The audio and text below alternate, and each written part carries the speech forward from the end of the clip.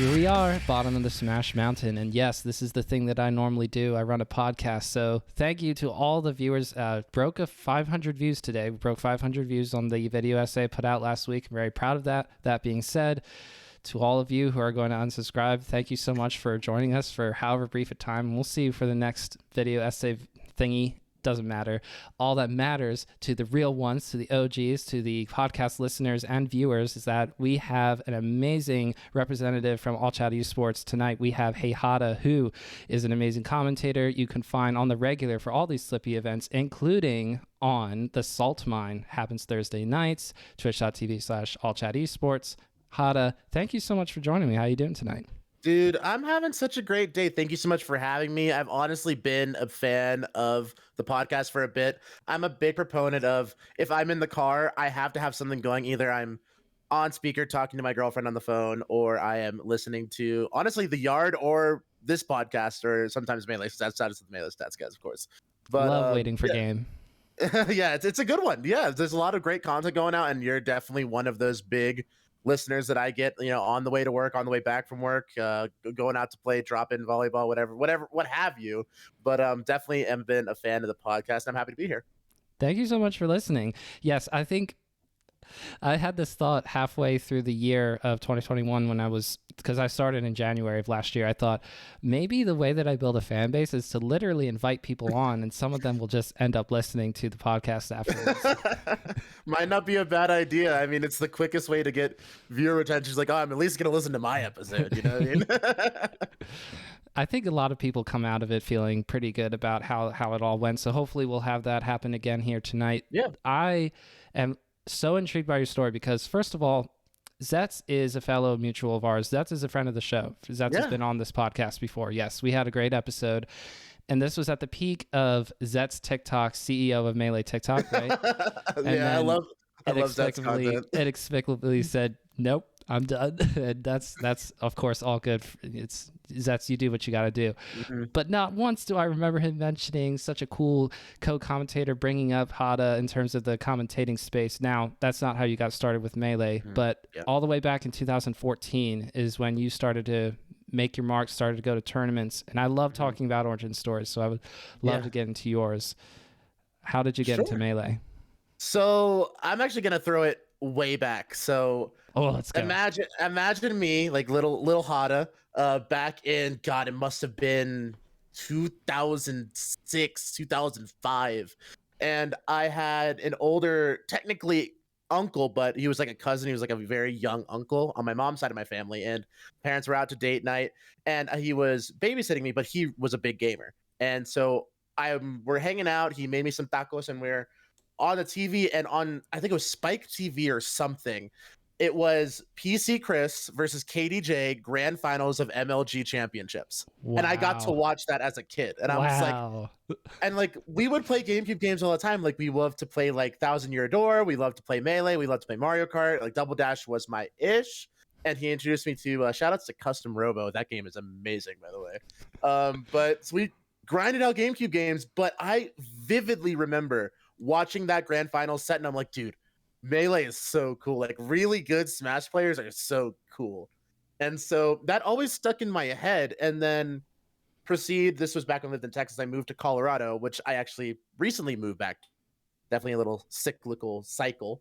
And I was in high school. I ended up going to Regis Jesuit High School in Aurora, Colorado. And you guys might know this guy. His tag is Fizz or Fizzwiggle. And he was one of my really good friends in high school. And then we had an open house like our senior year, and we were in the Retro Gaming Club. And it was Evan and I in grand finals of Smash 64. And we got kicked out mid-set. Like, we were in the house. We hosted this little tournament in this open house, and we got kicked out mid-set. It's disrespectful. I know, isn't it? But so we never know who actually ended up winning that set, and we haven't played Smash 64 together since. But so fast forward, it's about 2015. I think it's Full Bloom 2 or Full Bloom 1. Shout outs to that series, probably my favorite Midwest tournament series of all time. Wait, even up with Big House, even up with Big House, man. I mean, they have the great rocks it, the man. wobble cam. I remember the wobble cam for the most recent one before the pandemic. That was the only Full Bloom I watched live. But you're telling me, wait, just Well, you could tell that now, or We'll, you can we'll get to it circle later. back. Yeah, I yeah, mean, I have a really fond place in my heart for the Full Bloom series. This was my first big, like, quote unquote national, and it made it extra special. And I think that's why I hold it in this regard, because I show up to the venue. I was only spectating. I didn't compete, and I look across the ballroom of the Bloomington like convention center, and I see, is that Evan? Like, I'm just like, is that Evan? What? Why is Evan here? And so I go on Facebook and I almost like ran up and grabbed him and like hugged him. But I'm like, if that's not Evan, I just hugged some random dude and that's gonna be really weird. So I messaged him on Facebook. I'm like, where are you right now? And he goes, oh, long time no see. I'm in Bloomington, Indiana. And I ran up and grabbed him, and he was next to DSJ and but a handful of Colorado players who I got to know really, really well at that time. And that really sparked a thing, because like separately, unbeknownst to either of us, we both really got into high level Melee. So we started going to tournaments, we were teaming at some events, and now we've like the best of friends. So it's such a cool thing. And of course, went out and did my undergrad in Cincinnati, Ohio at Xavier University. And I went to all the University of Cincinnati locals, and that sparked into my commentary career, which was Cincinnati Smash Classic 6 or 5 in 2015, like winter of 2015.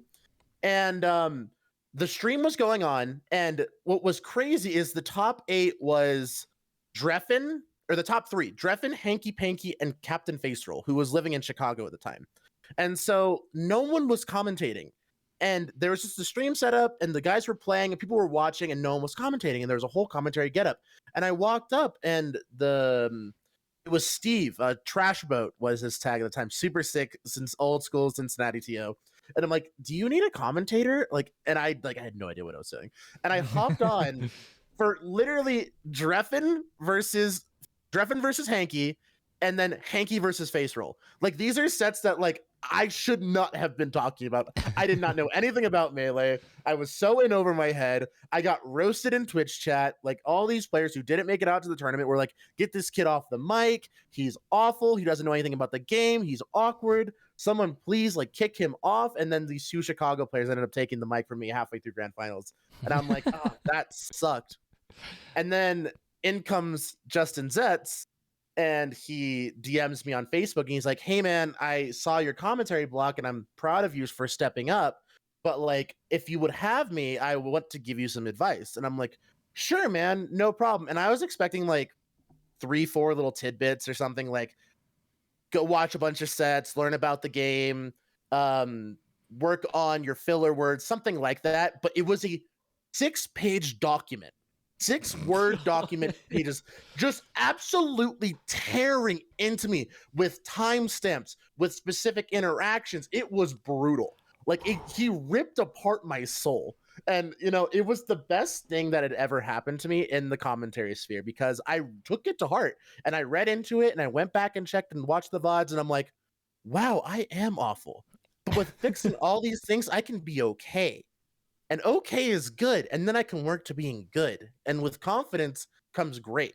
So get all that done. I start commentating Cincinnati locals at University of Cincinnati. I commentate some of our Arcadian, which was Dojo 1 and 2. And then I started to build up a little bit. And with that, I started to make friends with the Melee Everyday crew.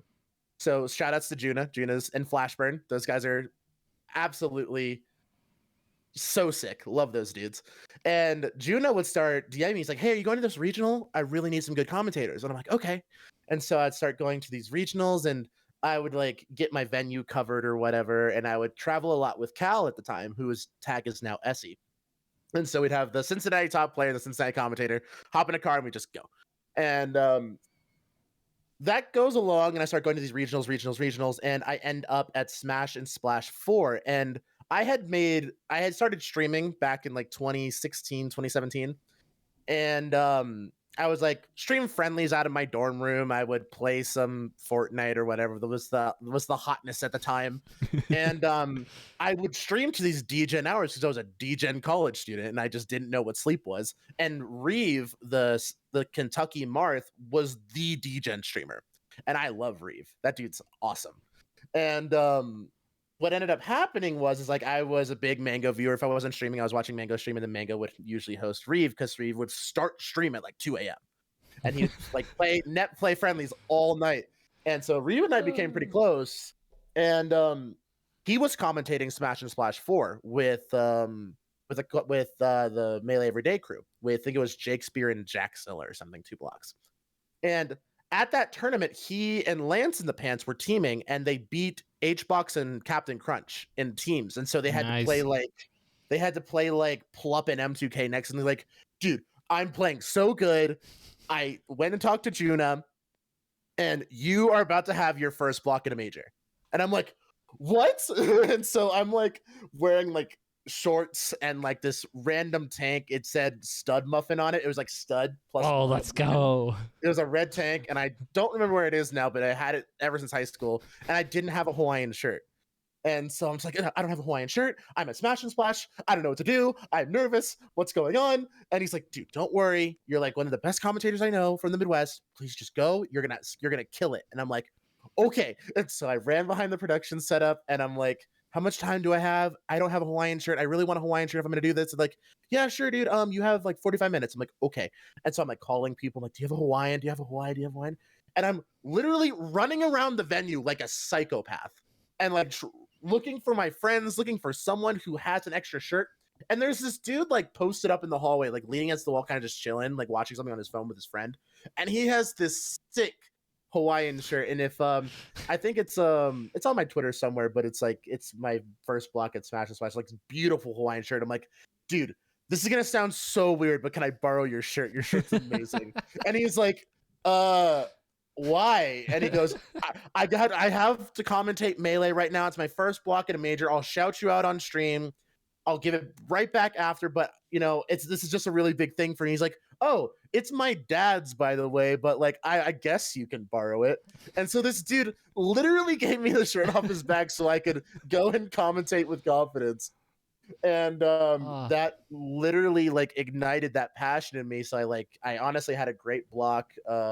Commentated with someone who's currently redacted, so we can't get into that, unfortunately. So, but it was an awesome block. I commentated Joey the Ganondorf versus HBox, and HBox went Ganon and Ganondorfed him, and it was a really, really sick block. And then I commentated Big House the year after, countless regionals. Shout outs to the Show Me Your Move series out of Champaign, Illinois. Those are one of the probably the sickest, smaller knit communities, the Champaign crew, on top of running probably the best regionals in the entire country.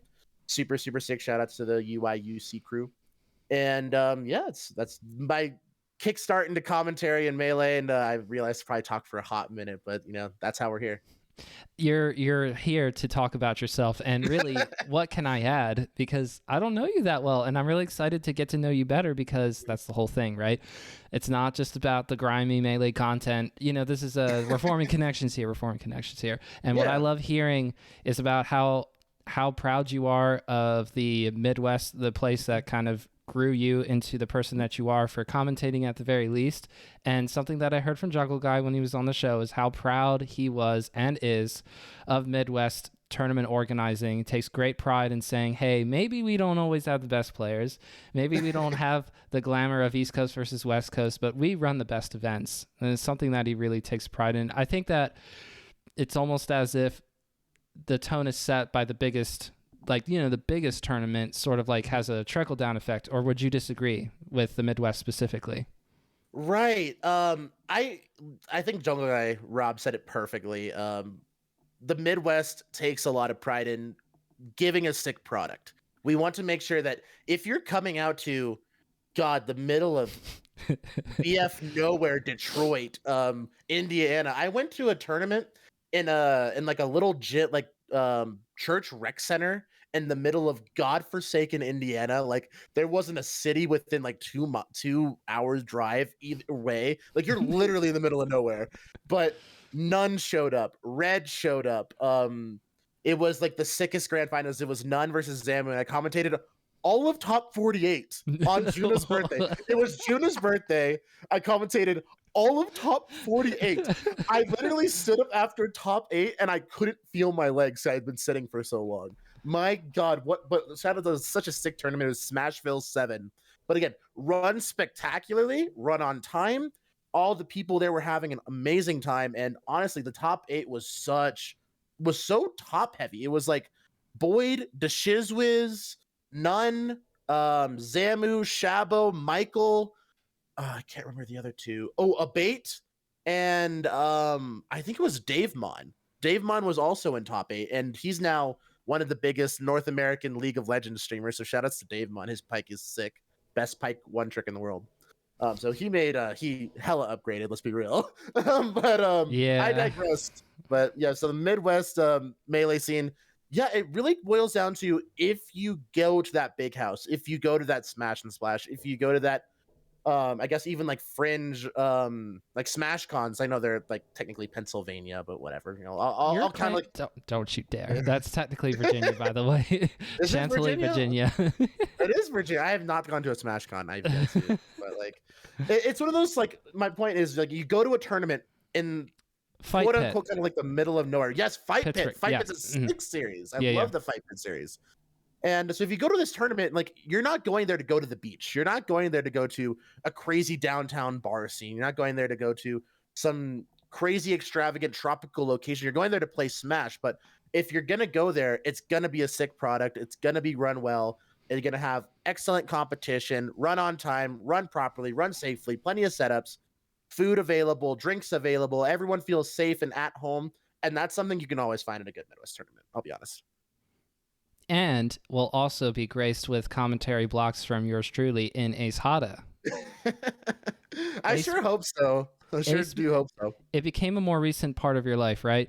This was back in mid-November. You made the announcement, hey, I'm with AllChat Esports, which is admittedly a new organization in the first place. And I first heard about Salt Mine because I heard about top 8 results or grand finals. You know, the clips make their way through Twitter and I go, okay, cool, Salt Mine. Okay, so I guess that's the Thursday night thing now. And that's just sort of like how it came into my consciousness. And seeing you, and also the fact that Ace went after J-Flex, that was my first introduction to AllChat Esports formally when I had J-Flex on the show before Smash World Tour. Very, very cool concept because there's not a lot of weeklies, especially online slippy weeklies, that say, hey, we have a nice little prize pool for the people who make it high enough in the bracket. Of course, people love to play Melee in general. All right, we did not get here because of sweet, sweet paychecks. All throughout Melee's history, it's always been $1, $2, $3 short of $1 for sure. So I love the fact that there's at least a little bit of something. I love the fact that they're going not only after people like J-Flex, great players, and also more recently B-Bats, so also a friend of the program. Congrats to you, B-Bats, for signing with Ace. But then also for you, I read professional commentator Ace Hada. I was like, oh, that's great, because that means to me there's a legitimate full investment. I don't want to get mean to Golden Guardians or get mean to Toph, but I was especially excited for that too. When I first heard, when they not only signed Nunn, they not only signed PPMD, they also signed Toph. I knew that they weren't signing Toph because he was going to commit to becoming a top 100 or a top 50 player. I knew that was because of his entertainment value, the commentary that he does, the Twitch stream that he is able to present, and how connected he is to the scene. I mean, Toph is like a great person to go after and sign. So I picture you just sort of following those footsteps of saying Hada is very well connected in the Midwest community, is well connected to the Melee scene in general, and you have a lot of value to offer, even if it's not on the sticks. Right. So I love hearing that. Yeah, you know, big shout outs to Ace, Slumlord, MDJ, XOR, all the production staff that goes into making AllChat what it is. And what's crazy is, like, I didn't know anything about the Salt Mine. I didn't know anything about AllChat, but you know, I came back to Colorado this past summer, and you know, just for post grad and working and trying to, you know, be an adult and all that good stuff. And I went to a tournament at the Blood Falcon Trap House, which is a house tournament that got hosted for Colorado's Poliar's own birthday. It was his 21st birthday, and so the Trap House hosted a sick tournament. And we had there's pictures on Twitter if someone really wants to go and find it. It was a really sick event, but someone had donated enough cash to get, I think it was like 12 boxes of the Kool-Aid jammers, like, you know, like the Capri Sun things. And it's just a meme at the Blood Falcon Trap House that we just slam jammers whenever you want to. And so there was literally like the island was just stacked with Kool-Aid jammers. And I'm just like, who in their right mind bought like 20 boxes of Kool-Aid jammers? And they're like, oh, this homie Slumlord is at the tournament. He's a new player. He's from Colorado. And he has this new esports org he's trying to get off the ground. And he donated some money to us to buy us some Kool-Aid jammers. And I'm like, that's sick. And so I started talking to this guy, and it's literally his first in-person tournament. And I'm like, hey, Grant, so give me the spiel. Like, what are you here for? Like, what's your story? And so he broke it down. He's like, yeah, I mean, I've been passionate about Melee for a long time, and I have, the funding, and I want to get something going. And I run this tournament called the Salt Mine online. And, I commentated with my friend, and we're not very good, but like we have a good time. We put a prize pool up, and I started looking into it on my phone, like while he's playing. And I'm like, oh my God, like this has the bones, like the skeletal structure to be something really cool. And so I'm there, and I'm one of the few people in the entire community that's like, I don't really care about like competing to get top placements anymore. I'm literally here to commentate top 8. Like people are like, oh, my goal is to get top 8, or my goal is to get top 4. My goal is to win. My goal is like, my goal is to commentate top 8. Like that's that energy that I put towards. It's like, if I want to go to a tournament, I want to, if I'm going to commentate, I want to commentate the really big, really hype matches. I want to provide the best experience to the listeners, to the viewers, and be as professional and be a asset to the production team. Like that's my energy when I go to a tournament. And like, of course, this is the house tournament. Everyone's drinking, everyone's having a good time. I'm commentating like on the couch with some friends and whatever.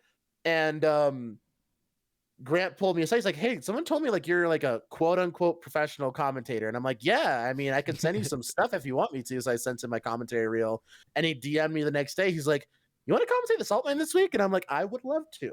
And so that started a great working relationship between myself and AllChat. And then a couple weeks go by, and MGJ, who is the other big production head, one of the three, but it's behind Grant as well, who make AllChat what it is. And he's like, yeah, I keep watching all these other weeklies, and like MDJ plays Ultimate, so, and doesn't play much Melee.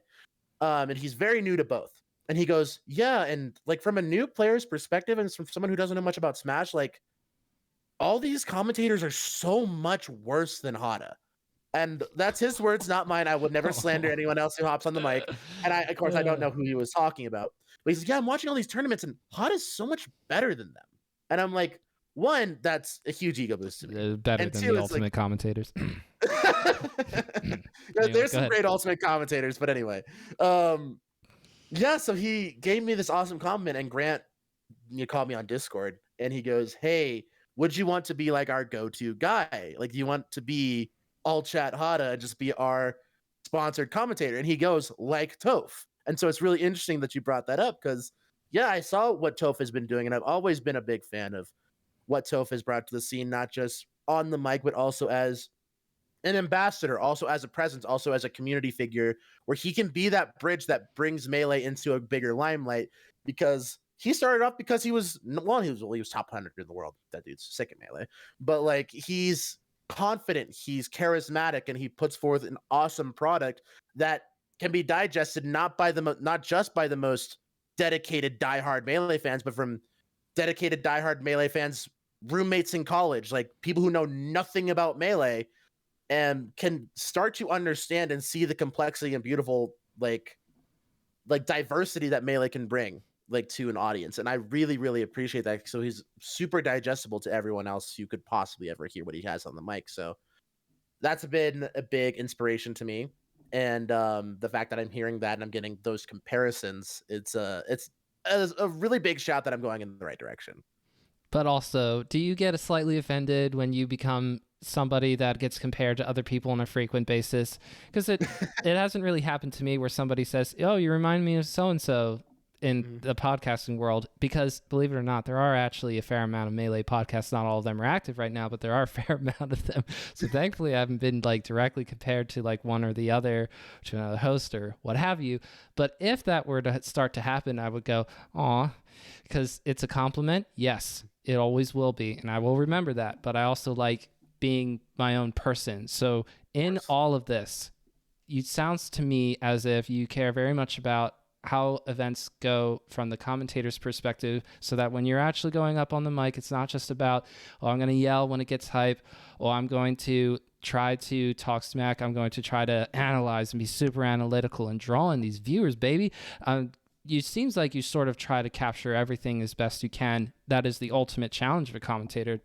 And I think that's something that there's people who do that really well, and I would categorize you as one of them. It's just that when you get put there, then the other names that are around that do similar things or are good at commentating, Toph being one of them. Does that make you say to yourself, I need to differentiate myself more, or do you still just take it as a compliment? Right. I think that's a very interesting perspective to take, because like when you're quote unquote like on the come up, like you can see like a top player, like an up and coming player, like, oh, he's like Dreffin but worse, or he's like Kalamazoo but worse, he's like Mango but worse, or whatever. Like you see this structure, you see this roadmap, you see this like skeleton of what makes a successful blank, you know what I mean? And when it comes to commentary specifically, it's really easy to draw comparisons, and I've drawn a lot of inspiration and how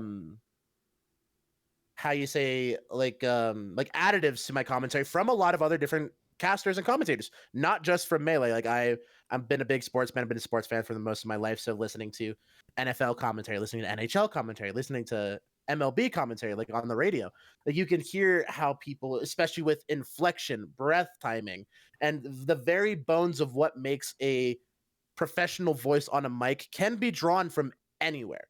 So when I was quote unquote on my come up, so the Smash and Splash 4, Big House 8, Smashville 7, Show Me Your Moves 20, like that era, like the 2017, 2018, 2019-ish era, I was in, you could see in Twitch chat, they're like, yo, who's this guy? He kind of sounds like James Chen. He kind of sounds like Prague. He kind of sounds like Toph. He kind of sounds like this, that, or the other thing. And that could either be from my inflection, from my style of commentary, from whatever. And people can't help but draw comparisons. And I can't really say that I felt like cut down or like, oh, I sound like this person, meaning that I'm below them. That could also be like, okay, well, you're in that same vein, you're in that group.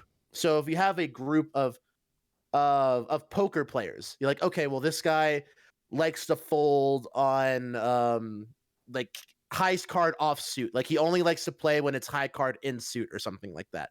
And there are people who will bluff on that. There are people who will bet on that. There are people who will raise on that. And there are these stylistic differences when it comes down to, does that make that player inherently bad because they're compared to this other player? Not necessarily. It just means that they have a similar style. It means they have a similar outlook on what makes a high level product of whatever competition, whatever activity they're embarking in. So when I get compared to Toph, I'm like, well, Toph's one of the best to do it right now. Like Toph is the guy when I think about Melee commentary. Like he's with a tier 1 esports org. It's a fat paycheck from them. He commentates Summit every single time. He has basically priority to commentate top 8 of any major he would ever want to. He just has to say, hey, I'm going.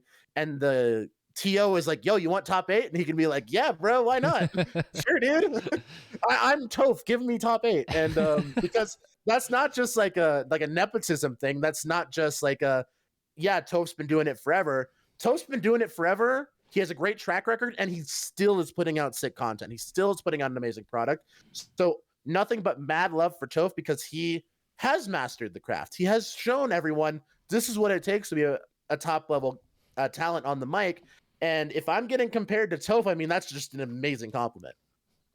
Awesome. I'm really glad to hear that that's sort of your perspective, and it helps to remind me to, yes, if those start to roll in, it's a good thing, because truly all the Melee podcasts that I listen to, because I do try to listen to, I mean, we're talking Austin Melee podcast, the Waiting for Game podcast, the Mix Up podcast, Turn Down for Wald and Radar. And shout outs to Walt, man. Love that dude. Friend of the show. And the point is that they're all really, really Waiting for Game, all very wonderful. Do love listening to them. And so if I drew a comparison, I think, yes, the first instinct should be, yes, this is awesome. Somebody's actually What? That's cool.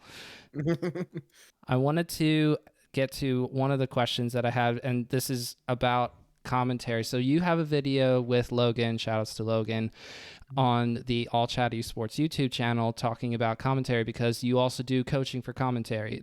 Other than you, I think it might also possibly be Wisely, who does it through Medify, if I recall correctly. There's not like a long list of commentary coaches, but you are one of them.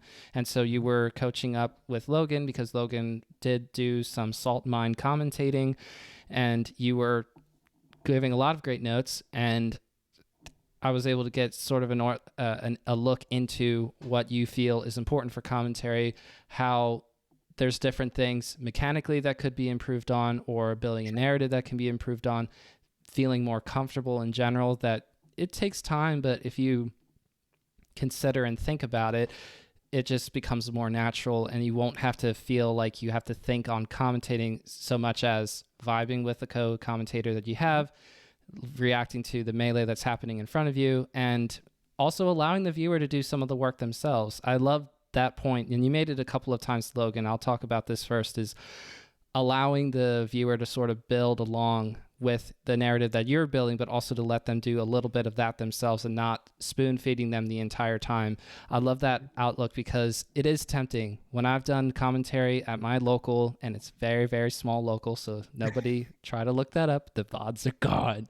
But what I'm saying is that my temptation is to embrace silence occasionally, but maybe to say, oh, this is what I'm pointing out. These are the things I'm noticing. And I want everybody to sort of latch onto that. And what I took away from the video with Logan was the viewers are going to make up their own minds about how they perceive the game, the match that's happening in front of them, whether they know the players or not, whether or not they understand the gravity of the round 2 losers or not. Like they're going to make up their own minds about it, at least in some way, and to sort of let that happen. Right. Yeah. Building the narrative. And in my commentary coaching session with Logan, I made it very akin to, watching the movie versus reading the book. There's always that comparison. It's like, oh, you watch the Harry Potter films, Harry Potter. Oh my God, great films. Shout outs to all the directors, all the videographers, but you get the visual perspective of the director. You get the visual perspective of the videographer. You get the visual perspective of what the actors are trying to portray. Versus you read J.K. Rowling's Harry Potter, the words are on the page.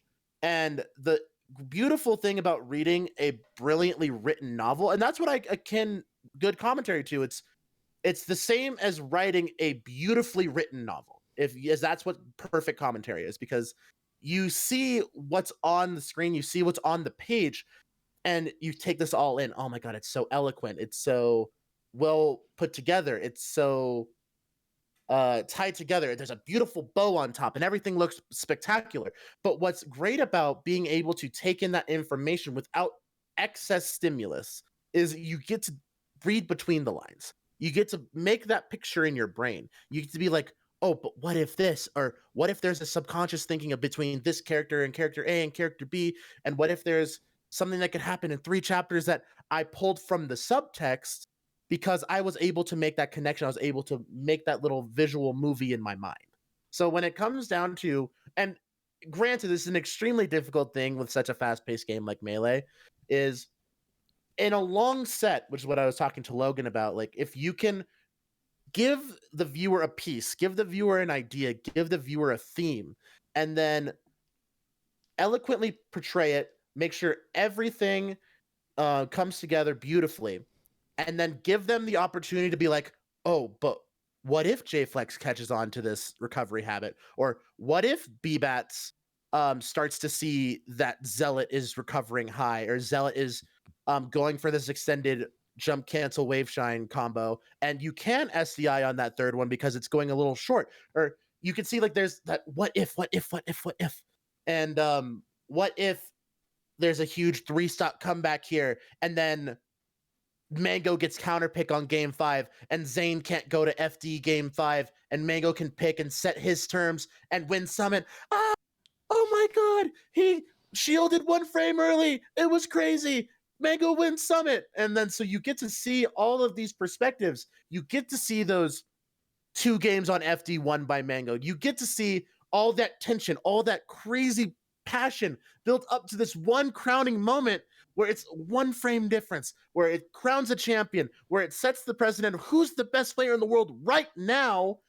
And it's not that Toph, it's not that Scar, it's not that Vish, it's not that Chillin had to be like, oh my God, that was one frame. Oh my God, like now they're the best player in the world, blah, blah, blah, blah, blah. They're commentating it and they're setting it on the table and they're writing it out for you, turning the page around and saying, here's what this means. Here's what I'm saying. Do with this what you will. Draw that conclusion, draw that narrative, and then go get hype about it on Twitter in 20 minutes. You know what I mean? So there's this awesome dichotomy of not shoving all this information and forcing that narrative onto people, but it's the beautiful concept of seeing all these relatively similar narratives coming together after that tournament, and then seeing the discourse, seeing the conversation, seeing the fandoms arise of, oh my God, Magi upset Mango at Genesis in the Falco Ditto, and now Magi's an insane streamer. Magi's so sick. Magi's one of the coolest Falcons to be doing it. But it all started from them winning that top 64 set at Big House that year before. I commentated that, by the way. Ooh. That's one of my favorite sets I commentated, but you know, shout outs to Sasha, one of my favorite players, honestly, right now. Shout outs to Magi. And then coming back and then having that crazy, you know, that was their thing. They hit that top 64 winner side. They qualify for top 64 at a major. 3 months go by and they're beating Mango on the big stage. So not only is that a special place in my heart, and I think probably one of the best examples of being able to build that narrative, because there was an awesome Reddit post by Magi's brother at the time of filming Magi getting and winning that set, and Magi's parents like screaming at the TV, telling Sinbad how lame they are for platform camping Magi on Battlefield, and Magi winning the set, and then the camera pans stays on the screen and it's me and Chelly commentating that set. So I was a part of that and I got to build that narrative. And then of course, you know, 3 months go by, Magi upsets Mango. Magi is now a household name, builds that brand. And now Magi is one of probably the most recognizable players in Melee today.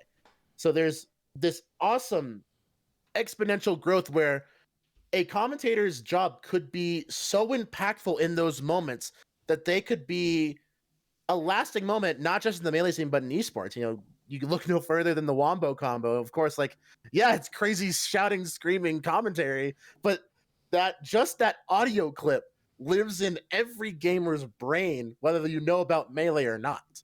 So I think it's a huge duty on a good commentator to know how to provide that context, know how to pump the brakes right at the threshold where it's not shoving information down the viewers' throats, but allowing them to be gifted an additive of what's beautiful happening on the screen and being able to enhance it as best as possible.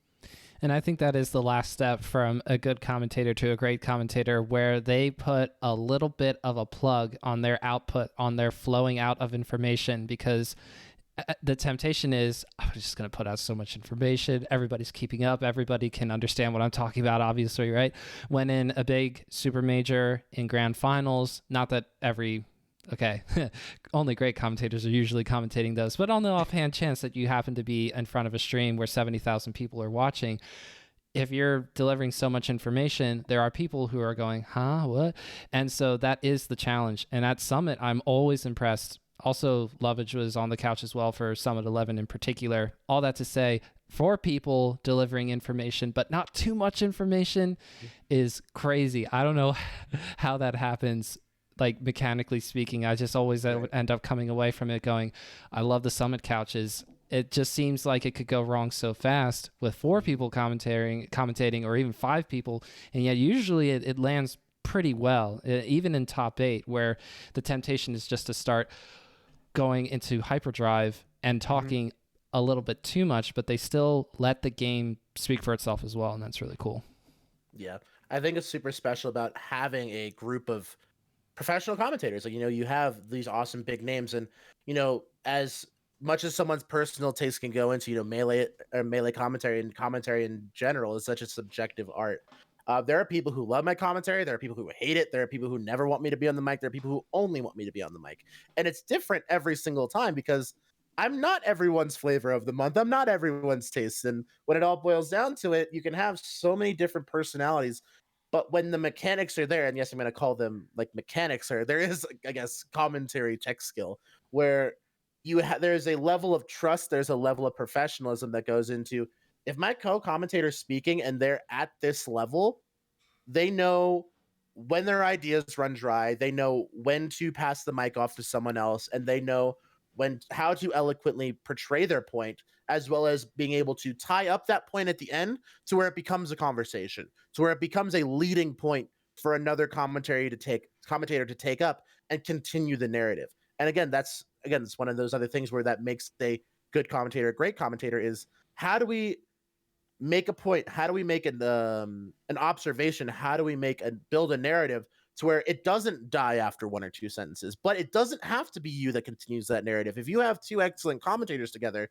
that narrative bounces back and forth effortlessly. It's like a conversation. It's like a beautiful little freestyle between two people where it just perfectly syncs up with the gameplay. It perfectly syncs between the two minds. And it's really exacerbated on the Summit Couch, where there are moments on the Summit Couch where I'm like, I couldn't do that. Like, I would get lost. I would interrupt someone. I would go on a tangent, and some people would get pissed and get Hada off the mic. And I'm just like, man, Oscar is so good at knowing when to speak. I think Oscar Lovage is probably the best commentator at knowing when to speak.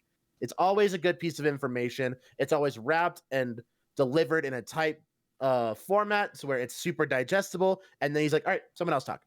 It's awesome. Like, it's so perfect every single time, and it blows my mind. So Lovage is another big inspiration to me, because that's something that I myself need to work on, because I'll go on a tangent every once in a while. I'll cut off one of my co-commentators, and it's no one's perfect. Everyone has a journey to make, and I'm not saying, even though I coach commentators, I'm the best of the business. I never make mistakes, and of course, I always have my own journey, my own progression that I need to make as well. So I actually have been looking a lot towards Lovage commentary to improve my own currently. Shout outs to Lovage. I mean, how cool would it be? Look, we want to get you to summon at some point. It would just be so cool if Lovage is coming in with he's just not going to be able to recover from below, Hada. Yeah. Like, how cool would that be? Okay, so when sick. You have the juicy commentary blocks where you're getting put with a commentator who you respect and is going to be able to bring the good stuff, when you are able to sort of connect before the block goes live, how much are you trying to set things up or to talk about expectations? Or is it just about, let's get comfortable talking with each other? It doesn't have to be about anything specific. Let's just bullshit for 5 minutes and then we'll go. What is something that you try to do every time when you're able to sort of connect before actually going live on the block? It's not always going to be like Smash and Splash 4 where you're running around looking for a Hawaiian shirt and then you sit down and go. Right. Yeah, it's I brought this up in my last commentary coaching session, and I do think that if you have the opportunity, find your co-commentator, reach out to them on Twitter, reach out to them on Discord, get in a little call real quick, just get to know them a little bit on a more personal level. If you have a specific commentary style that you lean towards, of course, I'm talking about color versus play-by-play, which is the more rigid forms of commentary, especially when you see from the sporting world. It's a little bit less of more of a blurred line when it comes to melee commentary, due to the absolute speed of the game. It's hard to just rattle, and get all those moves out, get all the techniques out, because then it just becomes reading move names off of a piece of paper. But when it all comes down to it, I mean, there are definitely people who more lean towards play-by-play, more lean towards color, and I would say that I'm one of those people who leans more towards play-by-play, whereas a lot of the top commentators are more color-based, but have the capability and the ability to rattle off and get into play-by-play commentary should the opportunity require it. So when I go and I'm talking to Shakespeare, Jackzilla, Vish, what have you, if I have the chance to meet them, like, hi, I'm Hada, nice to meet you. I loved your block, blah, blah, blah. And of course, if I know a week in advance, I'm going to go watch my co-commentators' blocks. I would love to do that. And that's something that I think has helped me a lot in the past. So it's like, okay, well, I can get a stylistic observation from here. These are the commentary isms, I guess, if they have it sounds kind of nerdy, but if they have a catchphrase, or if they have this little thing, shout outs to Zen, the commentator from Minnesota. He says true halftime, which is 2 stocks, 0% a piece, and he brings that up every single time. So if it ever happens, it's 2 stocks to 2, 50 0 to 0, true halftime. It's halftime in a Melee match. So the shout out to Zen. That's his little tidbit. And my thing is I like to shout out 4%, the old school. It's not even that old school, but the Puff player from Northeast Ohio. So I believe Shine and multiple of other moves just do 4%. So it's actually a very common percent to see. So if I ever just see like a player on 4%, I'm like, yo, shout outs to Dave percent, 4%. Best Puff to ever do it. And so I always like to shout that out real quick. Just a little tidbit for the Ohio crowd. But yeah, there's definitely a stylistic thing where you can learn a lot and you can get over that first set, second set hump a lot more quickly. So a lot of times if you're commentating with someone you never knew, if let's say you're at a Genesis, you're at a Big House, you're at a Shine, you're at a SmashCon, and you're commentating with someone you've never commentated with before, you're going to be jumbled up between each other. You're going to be cutting each other off. You're going to be interrupting each other. But it takes that extra added step of preparation where instead of 3 to 4 sets, it might just be the first set. It might just be the first half of the first set, where it just might be a little bit awkward until you figure each other out. So this is a question from a patron that we have in Drew. Shout outs to Drew. This would go along with how you admitted that, yes, you're not the perfect commentator right as of the second. Of course, very well qualified to coach. Let that not be mistaken. Very well qualified to coach, but still looking to improve yourself. So question from Drew would be, is there something that you feel is still lacking in your commentary game that you're looking to improve on or to add into what you do? Sure. For a long time, I was a very much so kind of rigid commentator. I leaned on my play-by-play skills. I got a lot of my initial inspiration from Captain Flowers, who is a League of Legends commentator. And he's probably one of the best team fight commentators to do it. He's just very quick, can speak very eloquently, very precisely. Even when it comes down to 5 players throwing 5 abilities at once, creating crazy crowd cancels, not crouch cancel. Oh my God, crowd control. It's CC versus CC.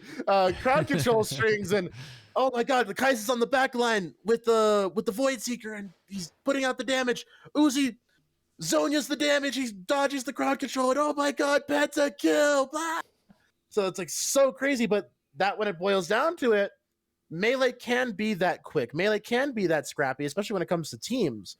So I used to lean on that, my ability to dissect the information and play by play and then bring out those scrap situations as quickly as possible. And if you go back and watch my announcement video, I had a very similar thing where it was Crudo versus HBox, winners finals of the dinner table, which is the Thanksgiving special that AllChat put out. And it was a crazy extended edge guard that Crudo did, and I was doing play-by-play and then immediately transitioned it into analysis, and I thought it was probably one of my best and most accurately put together just pieces of information. While it wasn't as eloquently presented as I would like to, maybe the delicacy of it could have been a little bit better is what I'm trying to say.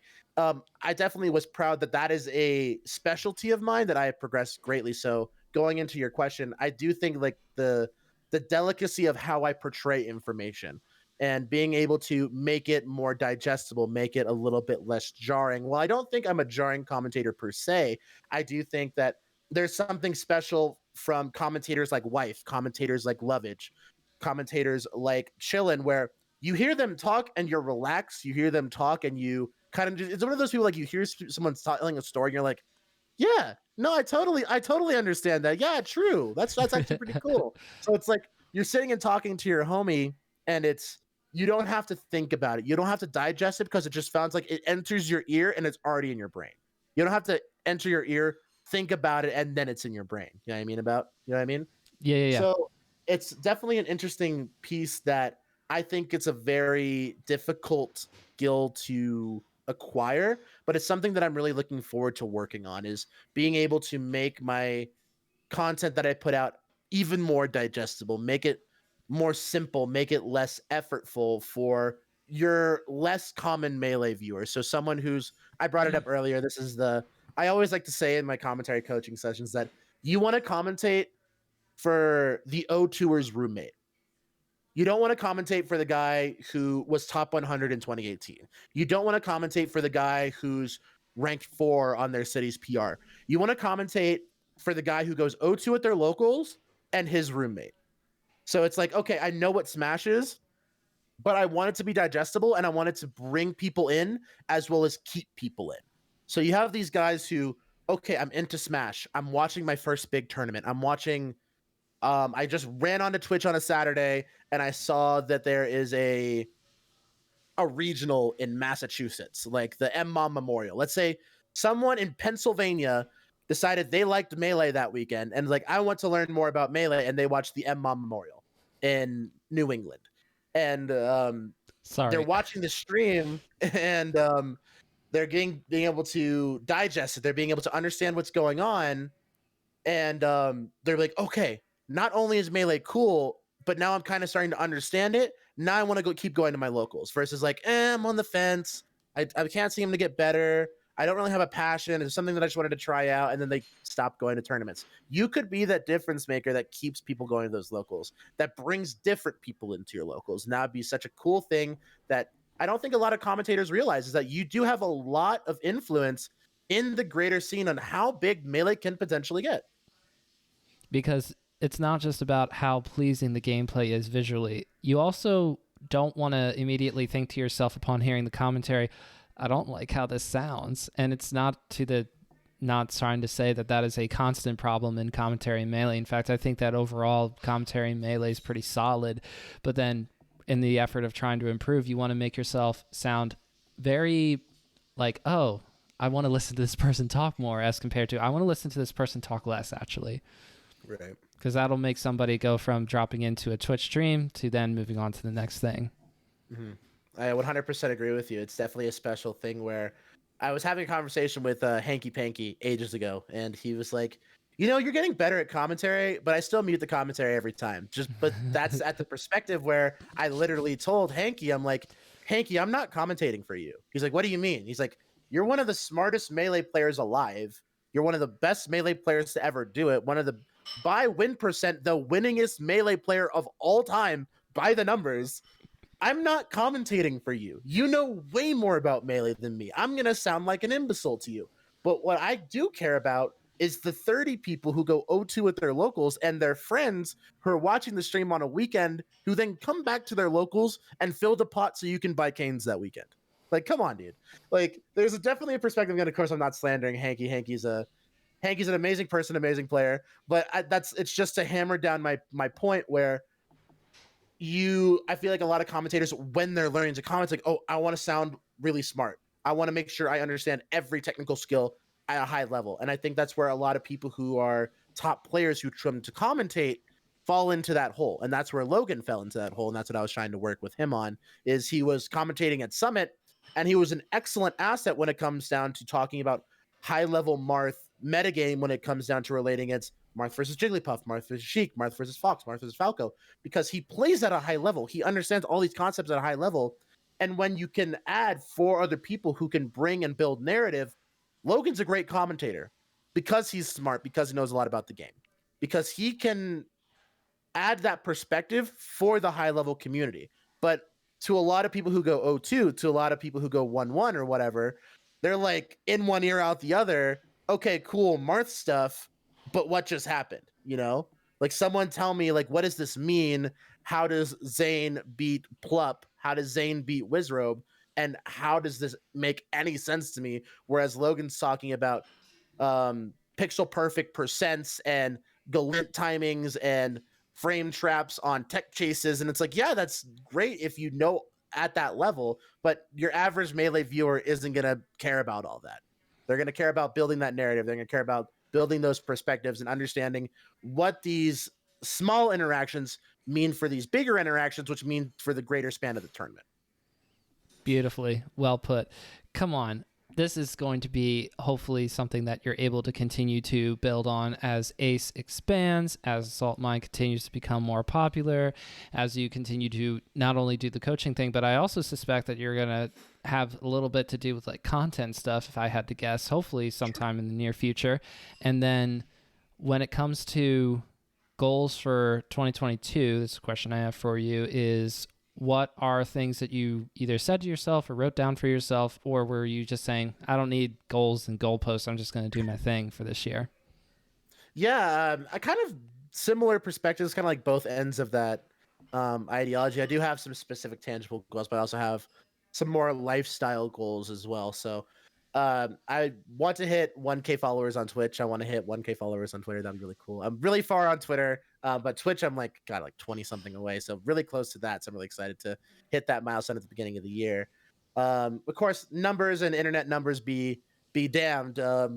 Validate me with your internet numbers. Follow me on Twitter and Twitch if you want to. Do your thing. At Hey But Hada. at Hey Hada on everything. Yeah. So if you like what I put out, feel free to do that. But tangibly, I'm not just a commentator. I'm not just a Smash personality. I'm also just a person. Have a beautiful girlfriend who I love so much. I have my step cat, which I post all the time on my Twitter. So if you like cute cats, I have a little Calico, who's my girlfriend's cat, and I love her. Her name's Breakfast. She's awesome. And but when it boils down to it, I want to be just a better person. I'm playing a lot of drop-in volleyball. Like I set and I play outside hitter, and that's a good time. And I do that 3 times a week. I've been trying to lose weight, which is definitely something I've struggled with a long time, especially being that I used to be an elite athlete. Like I was a D1 recruit for swimming when outside of high school, coming out of high school. Well. Yeah, and so I used to got like 8% body fat shredded out of my mind when I was 18 years old. And then during the pandemic, I peaked at close to 300 pounds. And I'm like, let's not do that anymore. And, that's, of course, I was doing school. I was working and doing school from home. I was eating out a lot. I was, sad because I was living by myself. And I've been going to the gym. I've been eating healthy, been going and hiking and doing awesome sports stuff with my girlfriend. And I lost a lot of weight recently. But the thing is I'm not weighing myself. I'm not trying to make that a tangible goal, because in the past I've lost weight, gained it, lost weight, gained it, lost weight, gained it, because I couldn't find a tangible way to make that lifestyle change. Because it was always like, okay, I'm going to diet. I'm going to go to the gym once, if not twice a day, and I'm going to do it really hard, and I'm going to hate myself, and then I'm going to look pretty for a couple months, and then I'm going to get sad once, and then it's going to all come back. My point right now is I just want to make that lifestyle change. I want to make that lasting difference to where I'm not looking at the number on the scale. I'm not looking at the number on my waistline. I'm looking at I want to look handsome at, so my girlfriend is the maid of honor at her best friend's wedding in May. I want to look handsome for that. Like that's that mini tangible goal. Whereas it's like, okay, I want to weigh 220 pounds by May 5th so I can look hot on the beach in Florida at this wedding with my girlfriend. No, it's like I want to be handsome and feel confident in the suit, and so I can go and my girlfriend can enjoy that experience with her best friend. So things like that where I want to make that lifestyle change, and I'm gonna try to post a little bit more about it on Twitter from time to time. I made a post about it a couple months ago, and it was just because I was at the gym with my girlfriend, and she's like, "Do you want to take a progress photo?" And of course, I'm like, oh, I don't like weighing myself. I don't want to see the tangibility. I don't want to measure it per se, but I'm like, it looked like it would make her happy because I was teaching her how to do like free weights and lifting, and she wanted to start going into like weightlifting and getting stronger. So we both have these tangible goals. And she goes along lines like, yeah, just like front, side, back. And I'm like, I saw those pictures and I'm like, God, I don't like how that looks. And then we've been working out, we've been eating right. And then we'd both gotten some kind of cold, some kind of flu, something or other. And we were sick for like 2 days, so we couldn't go to the gym. And by the end of that, I'm like, I like looked at myself in the mirror and like, how you kind of just look gray, you've been sweating, you're all gross. But then I kind of like peered down and I'm like, I look a little thinner. And so I'm like, hey, can you take a progress photo right now? And she's like dying in the bed on the couch or whatever. And she's like, what? Like she just nauseous as all hell. And I'm like, no, I just need to see it right now. So I put the side by side, and it's on my Twitter. It's actually pretty recent. Where I'm like, wow, like that's like 2 waist sizes. It's a tangible, visible thing. And it was a really big, like, I guess like ego boost, but definitely a motivator to see that the progress I'm making in moving back to Colorado, into meeting wonderful people like my girlfriend, like the Melee community, like the people I'm playing sports with, and these awesome connections. And of course, AllChat being a huge part of that, being able to bring a activity that I have a lot of passion, a lot of pride in, and that I can put tangible effort in and see a beautiful product come out with AllChat, with the Salt Mine, with coaching, with content creation, on top of just being a better person, really makes me feel like a full, complete version of myself. Whereas, during college, when I'm just driving all over the Midwest, going to these tournaments and making it back and studying for my pre-med exams and trying to make sure that I'm being just afloat. There was a solid year and a half where I think it was like 2017, 2018, where like the only time I looked happy was when I was on the mic and at a regional or at a national commentating. Like I was run ragged, I was miserable, I was heavy, and it was just a bad time for Hada. But so I like to say that even though the pandemic is still raging and people are sick and life hasn't quite returned to normal, I do think that this has been one of the better years for me. And I'm hopefully on an upward trajectory, and I hope that you guys will hang out with me and keep me honest and see how far we can take this. That's awesome. On the spectrum of, because it's different for everybody in terms of looking in the mirror and liking what they see, and I'm just curious from your perspective, like how much of it's all ties into, how much of it do you feel ties into Melee? Like, do you think that there's a life lesson in there at some point that shows you, I want to be more confident in something, or I want to reach for this outside of the Melee sphere in terms of living life? Because for me, I couldn't get into doing anything in Melee, going to tournaments or doing this podcast or doing anything, barely even being involved in the Melee scene on Twitter, which doesn't, it's not as involved as like in Discords and like actually contributing to the discourse of the community. I was just big lurker for a long time because I wasn't really confident enough in myself to express myself through Melee. But sure, you seem to be able to do that from 2014 on, and even through times where you're not feeling super great about how you might be looking like in the mirror, but still going out and doing all these things. How does Melee like bring out at least enough confidence to say, I want to have this and feel good about being involved in Melee at the very least? Sure. I like to make this joke that my one semester of improv saved my life. So I was wondering if we were going to talk about improv tonight. Let's go. So yeah, I legitimately believe that one semester of improv changed my life and honestly saved it. It's I needed a theater credit, like an arts credit, for my finishing out my liberal arts program before I started doing health service administration at my university. And my friends on my ultimate frisbee team were like, let's go ultimate frisbee. Let's go Umi SFAT. Sorry, I had to come in with the. Oh yeah, Zach did play. I love ultimate frisbee. All right, go ahead. Sorry. Yeah, no, you're totally fine. Shout out to ultimate, and the ultimate community. I always say I'm an ultimate player, and they're like, Smash, and I'm like, no, not even close. But anyway, I digress. So I took this improv class, and of course, there's the joke yes and always respond with yes and I legitimately believe it made me more confident. It made me more charismatic. It made me significantly easier to talk to, because there is, at least in my past, because I was so self-conscious, I spoke like I had a massive ego. Like, it was difficult to talk to me from time to time because I felt like I had to overcompensate because I wasn't confident in what I was portraying physically, that I felt like I had to make up for that with what was coming out of my mouth. I had to be funnier. I had to be flirtier. I had to be more interesting, more intelligent, something like that.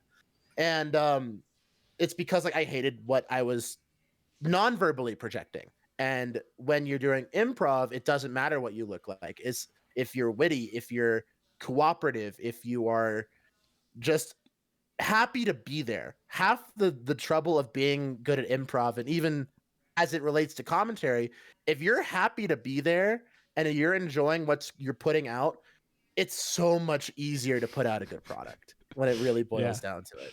Yep. So when it came down to having meaningful relationships, when it came to being good on commentary, when it came down to building, even doing job interviews, stuff like job interviews, knowing how to roll with the punches, knowing how to be affirmative, knowing, yes and is actually extraordinarily useful. It's a really useful tool because it makes people feel validated and drives the conversation. And that's what improv is about. You're building a narrative, you're building a story.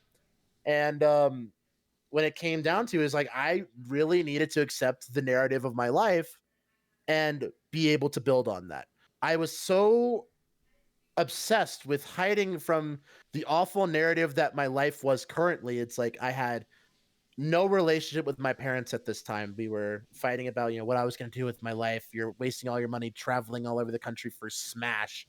You are really heavy and you don't take care of yourself, and you're not doing great in school. I was doing fine. I wasn't doing great, but I could have been like working harder to be a more meaningful version of myself. And so I was falling apart with that family relationship. I was falling apart with my health. I was falling apart with my friendships to where when I only times I felt I was my most authentic self was when I was yes anding on the mic. When I could build that perspective and build that narrative where it wasn't about me. It was about something else that was always beautiful. It was something that was always interesting. It was something that was always so impactful that it drew 1,200 people to an auditorium in Detroit, Michigan. You know what I mean? It's like there's this awesome thing where you can be a part of something that's already interesting, that's already beautiful, and then you can yes and that and make it even better. So it was the complete inverse of what I felt about myself. And I think that's what I was hiding about in my commentary at the time is I don't like what I'm doing. So I'm gonna yes and times five to overcompensate for that. And that was jarring. And it wasn't until I accepted the flaws about myself and started working on them tangibly, that I feel like I could really take a back step and breathe and accept that, okay, I'm a flawed person. Okay, I have a lot of work to do. Now let's just be who I want to be and work towards that and see where this can actually take me. Growth journey. You know, Growth what I journey, love baby. listening to about with the Wannabes podcast, who I forgot to shout out earlier amongst all the other Melee podcasts. Shout out to the Wannabes, very inspirational to me. Wasabi talked about Melee being a really important part of his life because there were a lot of things that were not going super well otherwise. But then Melee was a constant, and it's really cool to hear in different ways what Melee means to people, but it sounds like there's a little bit of a similarity there where Melee can be something that's good and can be reliable, something that can give you the good feels, because there might not be a whole lot of areas in your life where you're getting a feeling of happiness from, and maybe that's going to be something you hold on to for a little while until other things start to stabilize, other things start to turn around and get better, because another thing to say, it always gets better, right? There's even in the midst of 2021 not being super great, you said yourself that it was one of the better years for you because of different improvements and different awesome things that happened for you. And it doesn't happen just in a vacuum. It took the buildup of the previous years leading up to this past year and making this year of 2022 hopefully better, above and beyond, all that fun stuff. So I love hearing how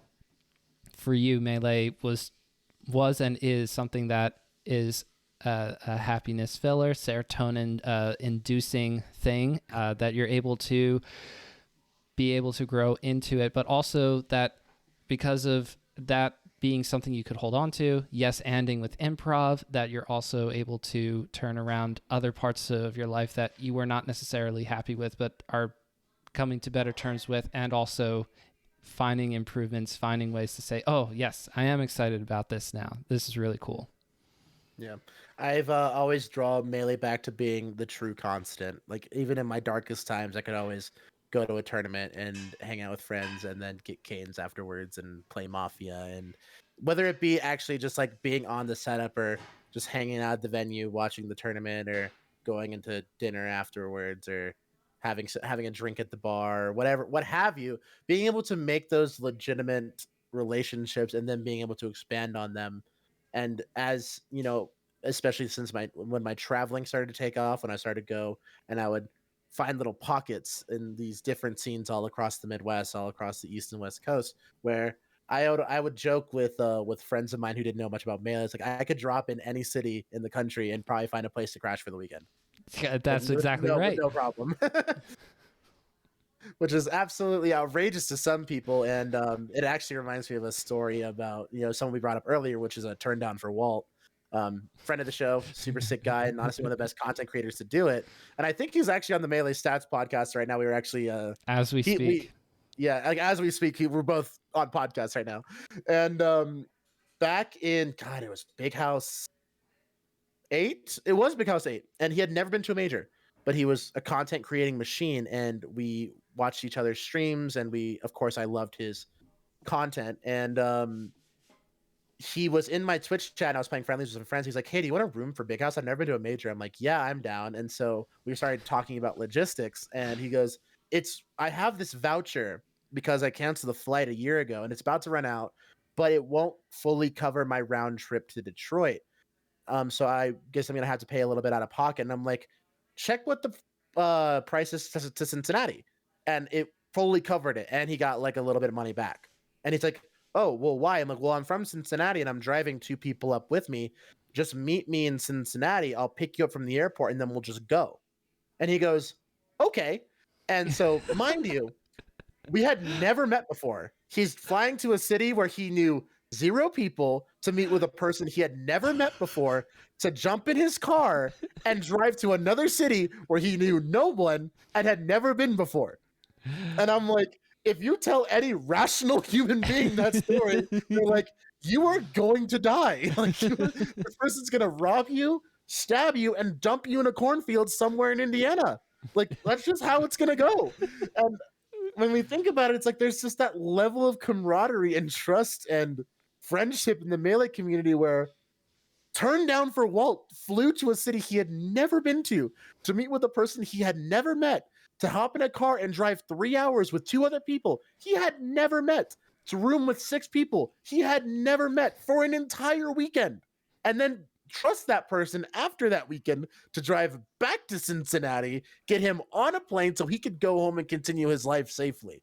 That's psychotic, but it's awesome that that's a real thing. So shout outs to Walt. He's one of my, honestly, my friends for life. We like Snapchat back and forth. He sends me a picture of his dog. I send him a picture of my cat. And Breakfast honestly, in that's Nala. Oh. breakfast in Nala, dude. It's a good time. So guys, if you drive nothing from me and if you don't care about my socials at all, show some love to Walt. That's my guy right there. That's a day one friend for life. So big ups to him. And Full it's bloom. crazy that a We friendship have to like circle that back can to do it. Full Bloom. Full Bloom? All right, yeah, we can go back to Full Bloom. So yeah, so shout out to the Full Bloom series, bringing back it's those tournaments where you meet those lifelong friends as when it really boils down to it. Yeah, the tournament can be great. Zane can triple 4-stock H box in grand finals in the most dramatic fashion. You could make it out of top 64, you could do this, you could do that, you could win teams, but it's the tournaments that stick to me are the ones where I've made those lifelong friends. It's where I rekindled that relationship and that friendship with Fizz. It's where I made lifelong friends with Turned Down for Walt. And the Full Bloom series, it's like that tournament where it was an hour and 45 minutes away from me. It was very accessible. The TO staff always ran a sick tournament. The venue was awesome. I made friends every single time I was there. I can't believe this happened, actually. I had separately on different occasions made friends with just about every booth vendor there. So at Full Bloom 3, I got a set of free buttons. Sword Railer, the artist from SoCal, bought me Taco Bell. Nez Modgod fixed my controller for free. And the TO staff got me front row seats with the organizers for top 8. So I'm just like, it's all about making those friendships, man. It's all about building those relationships, and it's just a cool thing where it was the perfect regional / major. It was a really big regional to where you could still feel like you could talk to everybody, but it wasn't quite a major where like you're drowning in a sea of 1,400 people just scrambling to get to their pool on time. So shout outs to the Full Bloom staff. I know due to COVID and all that stuff, I don't think they've had a tournament in a while, but hopefully one day they'll come back. Yes, hopefully this is the year. So, Hada, thank you so much for taking the extra time. We covered a lot of different things, and I really appreciate you keeping up with me, all the questions, all the topics. And so, yes, this is the last thing we got to do. We got to tell the people where they can find you, where you want them to funnel down to. This is the top of the funnel, right? For the for the remaining people who are still listening, we got to funnel them into more of you stuff. Sure. Yeah. I'm at Hey Hada on Twitch and Twitter. I tweet about everything from, my League of Legends solo queue games to, hey, I'm commentating this, to, hey, you ever think about how like our cows black with white spots or white with black spots? I'm an absolute social media psychopath from time to time where I just tweet the dumbest shit. But I like to stream. I love to talk to my chat, whether I'm playing like survival games like Raft and just listening to lo-fi and chilling, or I'm playing League of Legends and screaming about how gold NA players are some of the worst human beings on the planet, or I'm playing Melee with some friends. I really love teams. If you guys like teams, trying to stream more teams. Shout outs to doubles. Yeah, I mean, I play Peach. I play on the box. So if you think that's cool, I mean, there's that. But That's and very if cool. you're Yeah.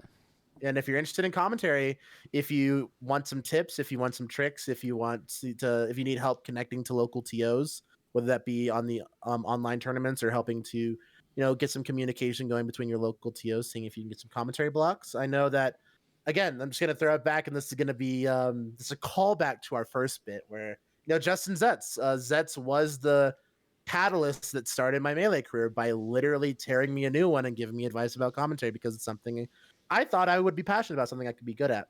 So if I can be that catalyst for you, if you need me to listen to a block of yours, listen to a set that you commentated and you need some critique, or if you need some advice, or if you need some help connecting to people who do Friday Night Melee, people who do the Salt Mine, people who do TMT. I'm friends with a lot of the online TOs, so I'm more than happy to connect you to see if we can get you some pools commentary, because I know back in the day, if you didn't have a stream at your locals, it was so difficult to start as a commentator because you had no way to get your voice out there. But with all the online tournaments going on right now, it's the best and easiest time to start your commentary journey. And I'm more than happy to be that mentor, that teacher, that friend that can help you get that started. Because if they feel that that's your way that you can bring back and provide value back to the Melee community, like it has for me, I'm more than happy to help you guys do that. Twitch.tv/HeyHada, Twitter.com/HeyHada, or whatever it is. HeyHada, @HeyHada. There we go. That's it. That's it. Nailed it. You can find all those things in the description below. Hada, thank you so much for joining me on Bottom of Smash Mountain. All right, thank you so much, Cypher. Thanks for having me.